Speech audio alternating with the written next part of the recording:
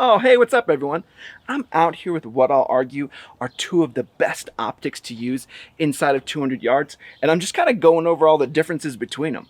Today, we'll be taking a look at the brand new Primary Arms MD-25 ACSS compared to my previous personal favorite, the Holosun 503G. I love them both so much already. All right, let's get to it.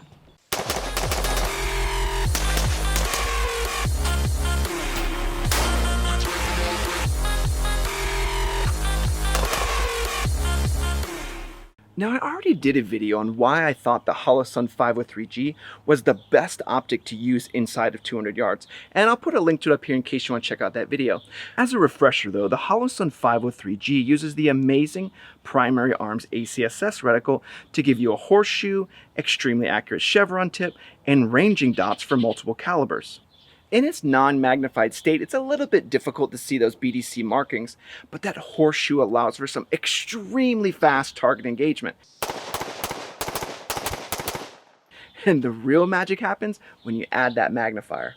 Suddenly, all the ranging markers become incredibly easy to see, and the horseshoe enlarges out of the way as you swap from a speed to an accuracy focus. And that ability to swap between speed or accuracy almost instantly is what makes this so much better than just an expensive red dot or an LPVO. I know that's a bit of a bold claim, but I get so many people that ask me if they should move from a red dot to an LPVO. And Hop over at TFB TV actually did a good explanation of this, where it's a trade-off of speed and accuracy. You can't have both.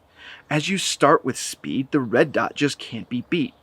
Add a magnifier and you get a good bit more accuracy, but then you start moving into the LPVO. And if you've ever actually used an LPVO at 1x, you'll learn pretty quickly that this is the difference between those cheaper and expensive scopes. Illumination at 1x is also extremely difficult, so if you want to have the illumination of a red dot and good 1x, you're going to have to pay some serious bucks. And then finally, as we round out our chart, we have our scopes that max out precision at the cost of speed. But here, the Primary Arms ACSS reticle on the MD-25 and the Holosun 503G changes things up a bit. You have the speed and illumination of a red dot, and you also have the ACSS markings to give you even more accurate shots. Combining this red dot with a magnifier gives you significant advantages that a standard red dot simply does not have. And it lands this optic squarely in the center with a great option for both close quarter speed and long range precision. So I think you see why I like this combination so much. The 503G and the MD-25 use the same reticle, but they have very different features and housings, so I'm going to go ahead and skip the unboxing. I know Joe will be pretty excited about that. But I'll go into detail as to what each one comes with. Let's start with a comparison of the housings. The Holosun 503G uses a standard no-frills Holosun housing made of 60-61 aluminum that uses a T1 optic footprint. The front of the lens uses a 20mm objective window size, but doesn't have any threads to install like anti-reflective caps. The optic uses a standard 2032 battery located on the right of the optic and touts a battery life of 50,000 hours. It also uses covered caps that can be flipped around and used to adjust windage and elevation.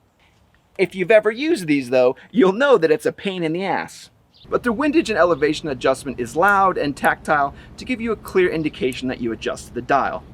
And each click of the dial is 0.5 MOA, so that means it's going to be a ½ inch at 100 yards. Now, if you're just going for tactical accuracy, that's totally fine.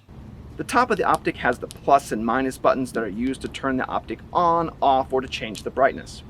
We'll compare all those functions shortly. Next, let's take a look at the MD-25 housing. The MD-25 uses a different housing design than the Holosun 503G and is made out of the same 60-61 aluminum and uses the same T1 optic footprint. This is awesome then because any mount you have then works with both optics, like this badass Scalarworks Elite mount. At the front of the lens, we start to see some differences. The MD-25 ACSS uses a 30mm objective window instead of the 20mm on the Holosun 503G to give a wider field of view. We'll do some side-by-side comparisons at the end to see if this makes any actual difference. It also has included threads on the front of the optic to screw in the anti-reflection filters. As the Holosun 503G had a smaller aperture, this is less required. But the MD-25's 30mm lens can really bounce some light around. So I do recommend running the anti-reflection filter. The MD-25 uses the same 2032 battery, but it's placed on the left side of the optic in the rotary dial. The MD-25 is noted to have the same battery life of 50,000 hours. Which makes sense since they're both using the same reticle. Did you see these turret caps though? The MD-25 uses much larger turret caps that are easier to remove due to the larger size and much easier to adjust windage and elevation. Again, we have a loud and tactile indication of the elevation and turret adjustments.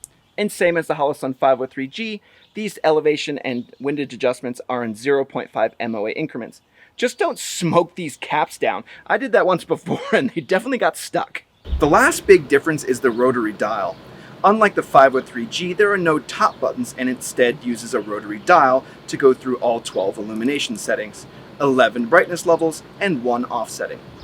So now that we've looked at the housing of both the Primary Arms MD-25 ACSS and the Holosun 503G, which one do I like better? I really think the MD-25 with the larger aperture, ability to use anti-reflection filters, and easier to use turrets is an overall better housing. And I tell you what, this thing just looks cool. Alright, let's go over all the included mounts that come with each one of them. The Holosun 503G includes 2 mounts. The first it comes with is the low mount. The other mount that is included from the Holosun is the 1/3 co-witness mount. So if you want to run absolute co-witness or a 1.93 mount, you got to buy something separate. The MD-25 also only includes 2 mounts, but also has multiple spacers for different heights. The first mount is the low mount for 0.96 inch rise, and then it has the included cantilever mount. The cantilever mount on its own has a rise of 1.41 inches, not including the 2 risers. The thin riser can be used to give you absolute co-witness at 1.53 inches, and the thick riser gives you 1/3 co-witness at 1.64 inches. And no, I tried. You can't combine the 2 risers to give you a 1.93 mount. The screws are too short. So which one wins this category? It's absolutely going to be the Primary Arms MD-25. Having the option for multiple heights with the different spacers shows a foresight in design planning. Plus, the MD-25's cantilever mount allows it to push just a bit forward on the rail, giving you even more field of view. Alright, so let's go ahead and look at all the features and the operation of each of these optics. The Holosun 503G is turned on by pressing either the plus or the minus button and has shake to wake included. This means the optic can be turned on and it'll turn itself off after a period of time. Then, once it senses any movement, it'll turn itself back on. I'm a huge fan of this feature, and I think I'm on the same battery from like 2 years ago. The Holosun 503G has 12 brightness settings and can get extremely bright even in the daylight. The shake-to-wake memory also resumes the optic in the brightness setting you last used. The reticle is extremely easy to see in the daytime, but it also says it has night vision settings. Let's go use my super junk night vision to test it out. As you can see, yep, it has 2 night vision settings that are just really dim brightness. You can also press the minus button for 5 seconds to remove the horseshoe if you don't need it and want to save some battery. And you can press both the plus and minus button if you want to turn off the optic completely. I don't ever really turn it off completely though because the shake to wake works so well. Alright, let's take a look at the MD-25 ACSS. You turn on the MD-25 by using the rotary dial, and there are no settings in between if you wanted to put it on your favorite setting and then turn it off to conserve battery. The reticle is also set to the horseshoe in BDC and doesn't give you any options to change it to remove the horseshoe like we saw on the Holosun 503G. One difference to note here also is that the Primary Arms MD-25 ACSS does not have shake to wake. So I usually set it to like a middle brightness setting, like a 5 or a 6, and then just leave it set there. The 50,000 hour life means I can go a year or so without needing new batteries. If I'm leaving it stowed though, I just switch it off for the time being. The dial has 1 less brightness setting than the Holosun 503G, but the optic is again extremely bright in the daytime. Let's go try these night vision settings though. Here we again see the night vision settings and can clearly see the MD-25 reticle in low light without it blowing the reticle out. The MD-25 was definitely easier to find under night vision with that larger 30mm aperture. Comparing the features and the operation of the 503G to the MD-25, I really did find that I preferred the 503G better. With the shake to wake and the ability to adjust the reticle to remove the horseshoe, I really love the Holosun 503G and the functions that it gives you. Being on the same battery without adjusting anything for 2 years is pretty huge too. Alright, so let's go ahead and test out these reticles and let's see if that 30mm aperture actually makes any difference out on the field. I'll remove the anti-reflection filter so there's no difference in the optics at this point. On both optics, the reticle is clear, crisp, and easy to see. The MD-25's ACSS 30mm window does have a wider field of view, but the optic itself is larger and has more of the view impeded by the rotary dial. The 503G has a smaller viewing window, but a more sleek housing shape to give you less viewing obstructions.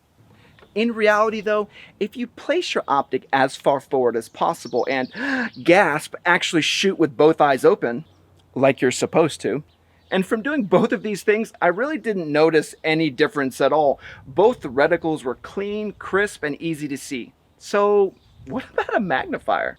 Oh yeah, they both work extremely well with the magnifier, and it absolutely transforms the optic from speed to precision in seconds.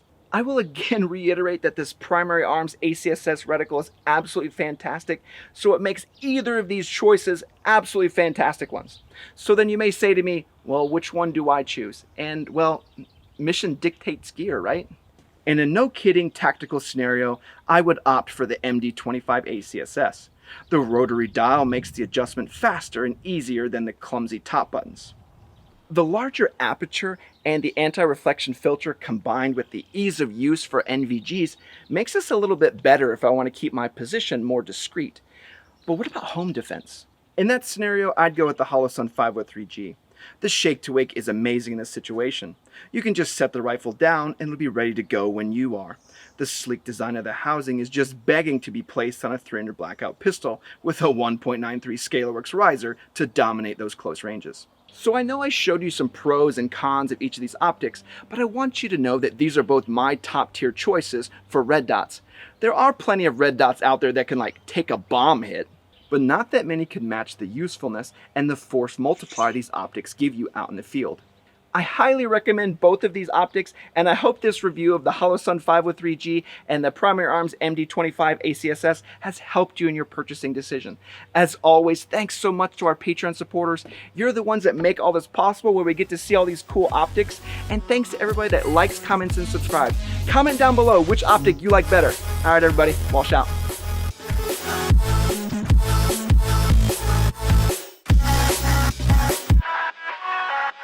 Whichever one of you viewers told me to get this 1.93 Scalarworks mount, you're on my list of favorite people.